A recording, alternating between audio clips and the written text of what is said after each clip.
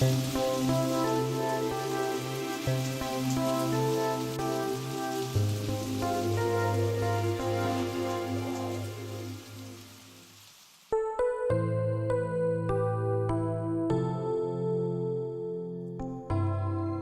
Azov mountain is 60 kilometers away from Ekaterinburg. According to legend, mentioned in the tale The Precious Name by Pavel Bajov, there is a cave in the mountain full of gold. The cave will open to those who will give the name of girl Azovka correctly.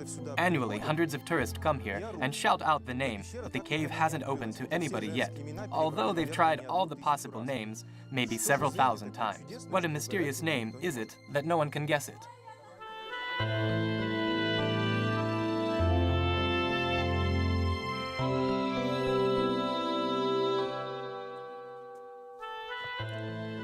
A piece of the tale, The Precious Name. It was back in the years when old people used to live here. Neither Russian nor Tatar they were, and what belief tradition they belonged to, and what they were called, nobody knows. They lived in the mountains. There is a cave inside Mount Dumnaya, and the cave was in the Azov mountain. In Bajov's tales, we have an absolutely specific scene of action. Mount Dumnaya, in the town of Polevskoy, and Mount Azov is 10 kilometers away from the town, but were the characters old people. Can it be that no one knows what they were called? Maybe we should start searching for the name which opens the mount from what they were called. In the 18th century, when the first gold miners came to the Urals, they were looking not for the ore itself, but for so-called Chud's diggings, pinnacles of ancient mines. Of course, it's much easier to find the place where the soil is extruded, and there is a deep lasuna than finding just metal. Bajov was acquainted with the descendants of dowsers. Dowsers searched for a minefield. Unlike modern geologists, they searched for the remains of Chud's diggings, Chud's marks. So maybe Chud is that very Bajov's old people. It is the early Iron Age, 7th to 3rd century BC. Exactly at this time, on the eastern slopes of the Urals, and on this very place where we're standing now, in the upper reaches of the Isit, where our city of Ekaterinburg is located, at Chartash mural jointings, archaeologists find the places where metal was run. A powerful metallurgic cauldron of copper smelting appeared exactly at this time in the 7th to 3rd centuries BC. We call those people Itkul population, or Itkul archaeological culture, because we don't know what those ancient people called themselves. But the first significant sites of this kind were found at the lake Itkul. And those people could smelt not only tools, but also weapons. In large amounts, they produced single-bladed knives, daggers, pikes, heavy ones, and spears. There have been plenty of pikes and arrows, which have been called Scythian up to recent times, and it's clear why. But now it's known for certain that yes, these pikes were used by Scythians and Sarmatians and Sargatians, but they were made of metal smelted by our Itkul metal makers. Certainly we should have looked for the ore and pinnacles of this ore. And as for the quality of that ore, there were pieces of malachite armenite, which can be found on a place of metal smelting. We know that these minerals are not on the surface, but are hidden in the depths, and so mines were dug out. Quite recently, we celebrated the 300th anniversary of Ural metallurgy, but it's a big mistake because Ural metallurgy, a genuine, powerful non-ferrous metals industry, started its history in the early Iron Age. Chartage mural jointings is inside the boundaries of the city. This strange cup is a place where metal was smelted. Here is where Ural metallurgy originated, and not 300 but 3,000 years ago. In the epoch of the Iron Age, a particular caste of people appeared, and the only thing they did was metal smelting. This is Chartage, but Chud's diggings are at Sisert and Polevskoy. Why is it so far away from them? An uninitiated person shouldn't be present at this process. The main mystery, a mystery of turning a piece of malachite into armenite, that is, a stone into a metal, was kept in the dark. So every time when the metal was being smelted, it happened at a special place, not in an inhabited place, but it was always a specially secured one, so that people couldn't see the process. This is what the Urals were like in the first millennium BC. On the tops of the mountains, bonfires were burning like lighthouses. Here, the overworld, the masters of a special knowledge, were administering the sacrament of metal smelting. But when we speak about the Itkul culture, we may mean not only its material side. We have highly amazing facts pointing to the diverse spiritual inner world of these smiths' foundrymen. We have an astonishing trove found in 1949 in Mount Azov near Polovskoy. This treasure trove, it's really called the treasure trove of Mount Azov, was discovered by schoolchildren, kids.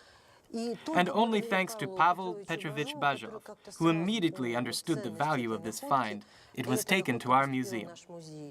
Apparently, as scientists believe now, this is a deposition of a soul or spirits. There is a point of view that these images, they are bird-like images, are a kind of the souls of the dead smiths. In the 3rd century BC, the traces of this culture end, and the ancient smiths just disappear. But their souls stayed in our region. Just like a destiny of a person, there is a destiny of a place, and many people will agree with me. So the destiny of our Zalyuralia, roughly saying, the place which is now called the Sverdlovsk region, is in fact a place always inhabited by good specialists, well-qualified dozers, metal makers, and skillful people who knew the secrets of smelting various metals, and though they were able to smelt weapons in large amounts, they never used them themselves. There is no evidence which says that ancient inhabitants came here to the eastern slopes of the Urals, to the middle Zalyuralia, and just eliminated or wiped out the people living here before their coming. People came from the south, north, northeast, west, but there was enough space for everyone. And this destiny of the place continues even in the 18th century. And remember that the Urals is a key area of the empire. Where did a lot of the refugees go to during the Second World War? To the Urals. People here are far from simple, and Bajov deliberately engaged this story. Back from the level of myth to reality, let's note one thing. Already, in the 1st millennium BC, ancient people established the laws of life for this area. In this area lived metal makers, workers, and civilians. It was established and disappeared so suddenly that according to legend, it will be back one day, apparently, when we are ready. To speak out Bajov's precious name is to give a password to confirm your belonging to this story. They wanted to get the treasure by deceit. They came to the mount and shouted out different words, awkward ones. They think to themselves, if only they could guess the precious name which can open the cave. Evidently, such fools they are. No, it's obvious. A strong spell was put on that thing. Until the right time comes, Mount Azov won't get open.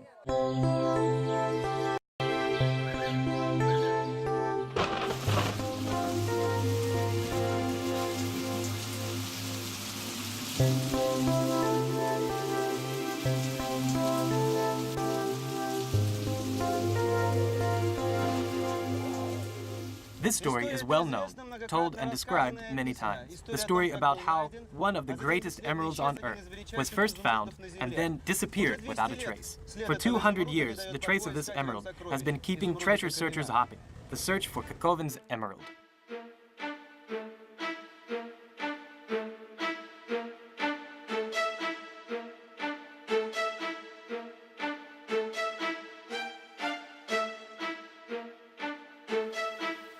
In 1833, this fatal crystal was found on the Sretensky mine, found and sent to Ekaterinburg, the owner of the lapidary factory, Yakov Vasilyevich Kakovin. Part of Kakovin's responsibility was an immediate expedition of such stones to the capital city. But the stone never arrived in St. Petersburg. In 1835, an official arrived specially from St. Petersburg. He searched Kakovin's flat, found an amazingly beautiful emerald, and sent it to the capital. Since that time, no one has seen the emerald. It hasn't been mentioned in any document. Kakovin is sent to prison, and nobody knows where the emerald is.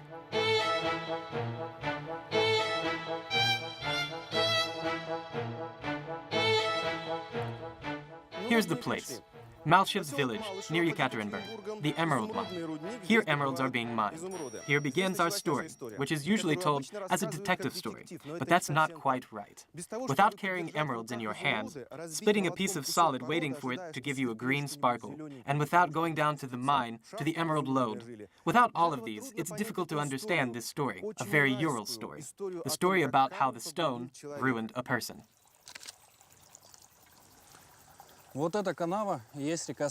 This ditch is the river Sretinka.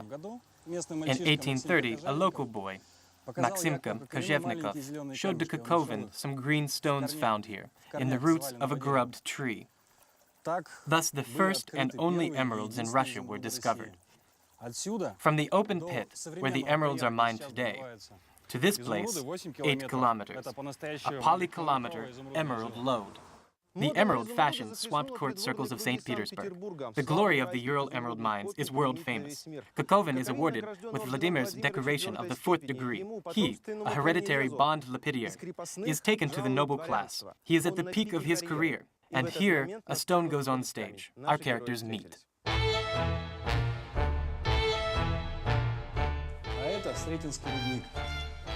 And in 1833, the emerald was found. Neither before nor after that were such stones found. In this, the number 1, of the best quality, of a very grassy color, a pound in weight, in my opinion, a very precious emerald with ultimate value, being in the crown of Julius Caesar. The stone is taken to Kakovin, and the scene is taken to Ekaterinburg. And it's also taken to another plane, mystic, psychological, a duel of a man and a stone. In general, the relationship between a man and a stone is our Ural topic. If you split this small stone, it may contain an emerald. By the way, it wasn't me who put this here. Evidently, someone had split it before I came. There's no emerald here, but there are so many stones here. All of them are barrows of emerald-containing ore. People still come, look for it, and split. Just today, here we've met 2 men carrying hammers. We asked them, "How are you? What are you doing?" They replied, "We are making birch brooms for bathhouses. Look, there are birches over there. I understand we are in the Urals. But even here, birch brooms are not made with hammers. Wait, I'm going to try one more. Who knows, maybe I'll be lucky too." Where the action took place, we guessed when we discovered this sign. Look, Shekmana Street, and beneath we have Kokovinskaya Street. In Ekaterinburg, in the Reconstruction times, in Sverdlovsk, there was a social act when the streets were given strange names. Well, it came in handy. Are you sure this is Kakovin's house? How can it be that the house is not the right one, but the place is? The place is the right one, and the street was called Kokovinskaya Street, because here the Kakovins live. You know the streets were often called this way. He was a famous person. This house is either that very one or a new one built in the same place. The events happened right here. Here was Kakovin's study. It kept one of the greatest emeralds of all times. And an inspector came here from St. Petersburg to check an anonymous deletion of stone's concealment. Thus, Kakovin didn't do his duty and send the emerald to St. Petersburg. But why? You know, analyzing what kind of person Yakov Vasilyevich Kakovin was, I think here we are deeply influenced by Pushkin's set, a genius and villainy, 2 inconsistent things. And our life is more difficult, life is easier, and it turns out that in reality it can be consistent. And in particular, Kakovin was certainly a gifted lapidary master. But at the same time, there were rather serious complaints to him as a manager, as an owner of a lapidary factory, and of Gornoshitsky marble factory. Simultaneously, Yakov Vasilyevich Kakovin builds a mansion in the main avenue. The mansion was as big as the main director of the mountain factories. But the thing is that the director's mansion was state, whereas Kakovin's house was private and built on the money taken from an unknown source. So it was predictable that he would come under a cloud of suspicion. As a matter of fact, he was tried for that. So the famous Kakovin's emerald isn't a real reason here. Relatively speaking, it was packed right away, sealed up, and sent to Petersburg, so Kakovin couldn't have had anything to do with its theft. I think someone betrayed him with this emerald. I don't know the details of this story, but this large emerald is the one he must have kept. Some people say he kept it only because he was so much interested in it and in love with this stone that he didn't pocket it, but just kept it with him. Maybe he was waiting for some miracle concerned with it or something. It wasn't a theft. Personally, I don't believe that he stole such a big stone. It must have been impossible to do so. Не то, что это было воровство. Я в это лично не верю, что это взял, украл такой огромный камень. Это невозможно было делать. When the inspector asked to open the study, in the dilation we read that it was where the emerald was kept, Kakovin's behavior completely betrays him. He comes up to the doors, stands in front of them for some time, turns away, goes along the corridor of the study, comes back, and stands in front of them in a complete disarray. Now we are in a laboratory of the Ural Mining University, in the basement of the Ural Museum of Geology. Here the stones are studied. Here unique patterns of emeralds are kept. When you take them in your hands, you feel that they have something alive in them. And a question arises. Wasn't it the emerald that ruled Kakovin? And then the emerald disappeared. That very inspector from Petersburg closed it in the boxes with other stones and sent it to the capital. And since then, no one has seen it. Some people said that a Ural handiworker, Remikin, who was accompanying the cargo, pocketed the stone. Others believe that an affluent magnate and a passionate fan of stones, Perovsky, did that. They both have something to do with this story. But the matter is that the stone mysteriously didn't leave Kakovin alone, because it was he who was charged with the theft. It's complete nonsense, because he couldn't do that anyway. And Kakovin was even freed from the charge by a quite preconceived court, but he still went to prison.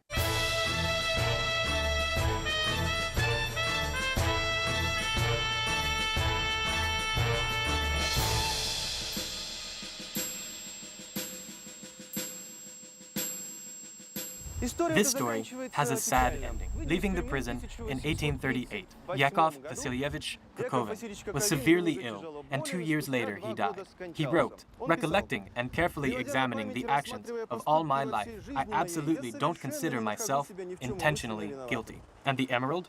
It seems this stone, possessing its own will, now belongs to itself. And what if it's still in Ekaterinburg?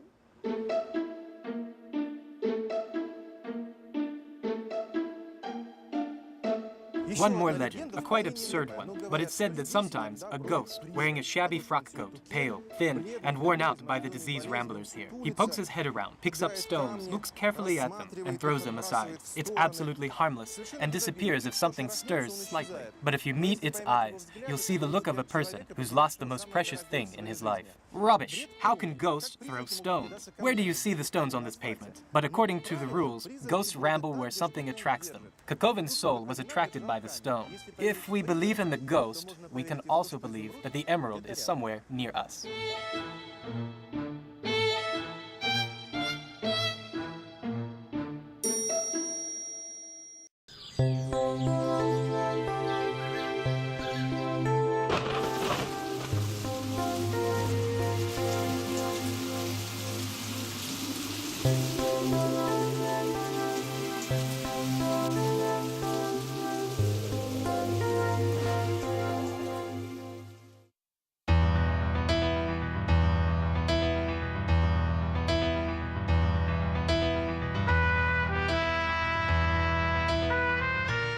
Since the time when in 1745 gold was found in the city, Ekaterinburg was given the name New El Dorado.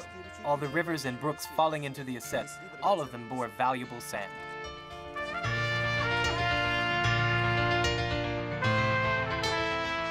And this is that very legendary and famous gold-bearing Melkovka, or rather its remainder. Today it is shut into a tube. It is said to contain so much gold that, well, who knows, maybe there's something left here.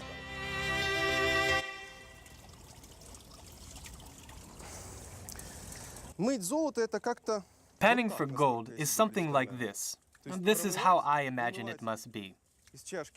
That is, cleaning, washing out light sand out of the bowl so that heavy gold remains on the bottom.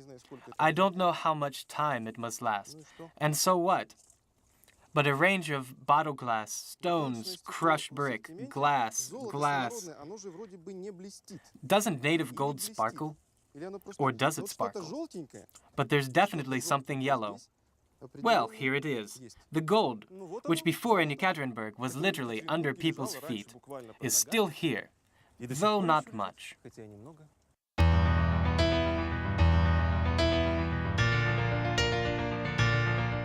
Gold appears in rivers out of gold-bearing ore. It's washed out. Ore is in the mountains. Look, the only hill in the district is Voznesenskaya Gorka. It's said that the owner of this palace had a gold mine right in the basement. So it is here we must search. That's right. And they started trenching there, hoping to find a vein of gold. But where do we get placer gold from? It's washed out from the one vein. They didn't find anything there. Nothing was found. And there's a great number of legends about it, treasure-like legends. Why? Both Kharitonov and his in-law were gold industry entrepreneurs, so they may have in fact buried some treasure. They were sent to prison evidently because of criminal acts. The fact that people were executed, hung in basements, can be quite possible, very possible. They were extremely wicked, and they could come unscathed out of the battle. Это вполне возможно. Вполне возможно. Люди были отвязные до невозможности. Им как бы все могло проститься. Подземелье в центре города. Dungeons in the city center. Those who did something there and wrote at least several words, it's where I got information about dungeons from, the information that they really existed. If there were a lot of people, that yes, they went down there. What they were doing there remains a secret, but nothing was mentioned about the gold. In such big basements, there must have been subways, but since that time, a lot has been changed and rebuilt, so now no one knows where the entrance is. And even if the legends exist, and even if not legends at all, they have been turned over and dug over. It's very probable that there was some gold, but there is hardly anything left now. Well, there's enough information. The gold was here. Subways exist. Of course, this place has been dug up and turned over, but the treasure wasn't found.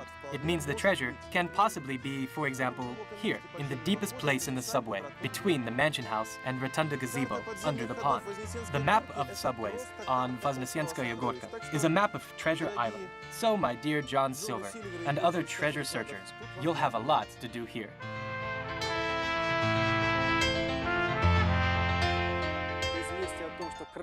News that the Red Army is at the walls of Ekaterinburg and the city will be delivered caught the prosperous part of the flat-footed population.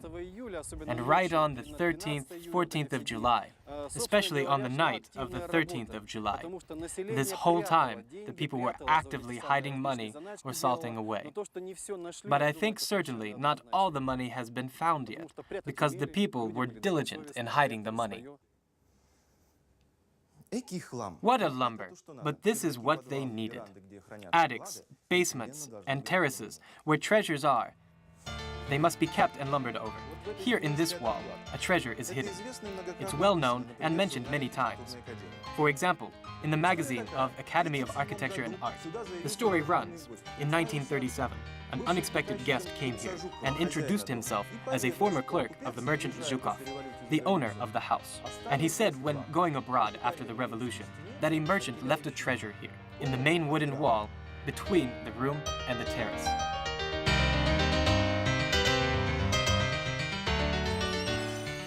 Are you looking for the treasure? Here you are. The given house, the given wall over there. The story with documentary proof. Who's going to get this treasure? And do you remember that not every person can get the treasure? Maybe those who get permission to demolish the wall. And here is a map of the Treasure Island. And this is not a simple cross under the palm. That's the address, 24 Talmacheva Street. When here they set a course for industrialization, the Soviet country urgently needed valuables and currency and many other things because we had a lot to buy. And then, properly speaking, foreigners used to come and show the places where gold, silver, and valuables were buried. A big percent was also given to the owners themselves, and a part was taken by the Soviet government. Of course, the real white didn't respond. Maybe they didn't have anything, but some well-to-do people did. For example, the Agafurovs. Salia Agafurova, she came here. After having gone through the whole country, she was met by Chekists. And she showed these two places, this one under the gates, and this one under the gazebo. And the gazebo was very close to the gates. They started digging immediately, dug out 2 gold ingots, 1 pound each. In the life of every treasure searcher, there is a moment when to track down not necessarily a fact, but even a hint is enough. We found a kind of a hint in the book by Ina Gladkova, 25 Mysteries of Ekaterinburg, in the chapter where the roof is blown to. As if not all the gold of the Agafurovs was found, and there's some left. Look, experts claim that we should search in the area around the dacha. There is a picturesque pond where even an entertaining steamboat used to go, and many people are sure that there certainly must be gold on the bottom of this pond. Hello, could you tell us the way to the Agafurovs' dachas? Ah, you mean the lunatic asylum. Go this way. On the territory of the former Agafurovs' dachas, there is now a lunatic asylum. And in Ekaterinburg, the Agafurovs' dachas is a euphemism of lunatic asylum, just like the Kanachikov's dacha in the song by Vysotsky. Is there a pond near here? A pond or a pool? You go up to the bridge, and you'll see it. The railway station, the Shebnaya, the bridge over the Transsib highway. The pond must be seen from it.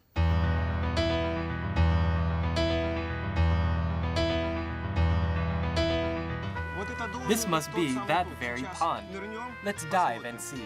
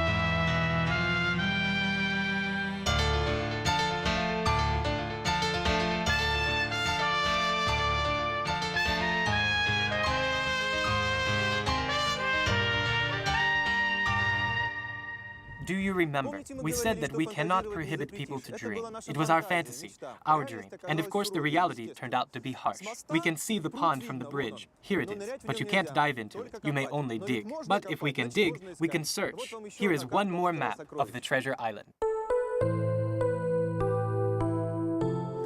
Mysteries of the past, legends, riddles, myths, and facts.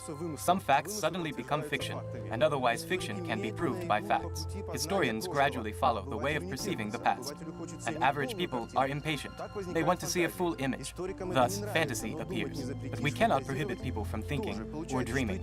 So it turns out that both sides, careful historians and reckless dreamers, altogether are mankind perceiving their past. All they need is to listen to each other, and of course, to think. The Ural inhabitants are the inheritors of the Ural treasure, and a special Ural seeing the sense of life. The story of this region is the story of civilization. And by the way, concerning the special seeing of the sense of life, every nation has a myth about a flood. It was raining for many days. Everyone drowned and no one survived. But only here, the first inhabitants of the Urals had it differently. When the heavens opened, a local hero held a copper trough high above his head, and everybody survived. Nobody drowned.